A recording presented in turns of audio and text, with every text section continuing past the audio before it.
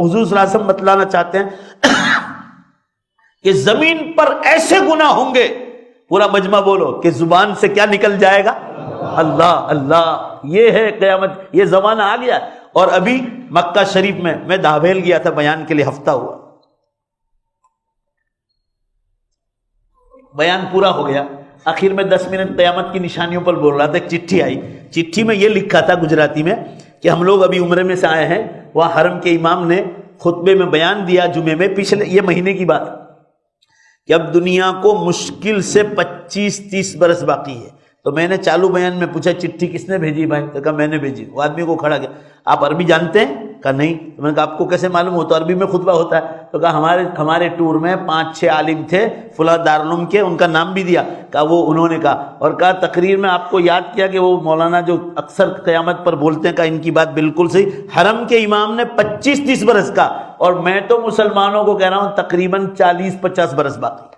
تو میں تو آپ کو اور زیادہ بتلا رہا ہوں، مگر جتنا کم مانو گے نا اتنی جنت کی تیاری ہوگی، اتنی جنت کی تیاری. 4 نشانیاں بڑی ہو گئی اور 6 باقی ہے.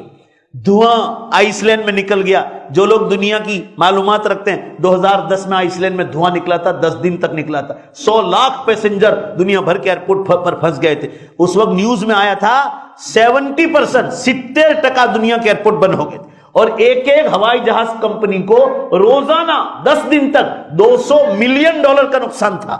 یہ اخبار میں آیا تھا. اب کون سا دھواں نکل گیا آئس لینڈ میں 2010 میں، 14 اپریل سے 24 10 دن تک نہیں نکلا. آج تک کبھی ایسا دھواں نکلا نہیں. یہ پہلا قصہ. اور 3 بڑے زلزلے، پورب کا زلزلہ، پشچم کا زلزلہ، عربستان کا زلزلہ. پورب کا 2011 میں جاپان میں ہو گیا دھرتی کمپ، پشچم کا 2012 میں ترکی میں ہوا، اور عربستان کا زلزلہ 2013 میں عراق، ایران، یمن اور سعودیہ میں ہو گیا. 4 ہو گئے. اور 5ویں نشانی امت کے لیے سب سے خطرناک، سورج پشچم سے نکلے گا، اور زور سے بولو توبہ کا دروازہ بند ہو جائے. پھر کوئی یہ کہے گا نا اللہ میرے گناہ کو معاف کرنا ہے، نا ٹائم پورا ہو گیا. گاڑی پلیٹ فارم چھوڑ کے چلی گئی، اب ٹکٹ پھاڑ کے پھینک دو. ہوائی جہاز اڑ گیا، اب ٹکٹ پھاڑ کے پھینک دو، نان ریفنڈیبل، کچھ نہیں ہوگا. ابھی دیویہ بھاسکر میں تھا کہ سورج اور پشچم کی دشا کے بیچ میں، سائنس والوں کا بیان آیا تھا، سورج اور پشچم کی دشا کے بیچ میں بال کے برابر جگہ باقی رہی، صرف بال کے، یعنی ادھر سے ٹن لے لیا. اب یہ کتنے برس لگتے ہیں سائنس والے کہنے، وہ تو خدا کو معلوم ہے. سائنس والوں سے زیادہ پاورفل دلیل بخاری شریف میں حدیث آئی، جب قیامت قریب آ جائے گی تو اللہ تعالیٰ ایمان والوں کو قیامت کی نشانیاں خواب میں بتلانا شروع کر دے گا. مجھے بھی اللہ نے بتلائی تھی. خواب دیکھنے سے، پورا مجمع بولو، کوئی آدمی ولی بنتا نہیں. خواب تو اللہ تعالیٰ اس لیے بتلا رہے کہ آپ امت کو جگاؤ. میں نے 2007 میں تقریباً پہلا خواب دیکھا تھا، اللہ نے بتلایا تھا، اور اس وقت سے میں امت کو جگا رہا ہوں. یہ دھرتی کم، یہ ٹائم میں سے بے برکت تو بعد میں آئی.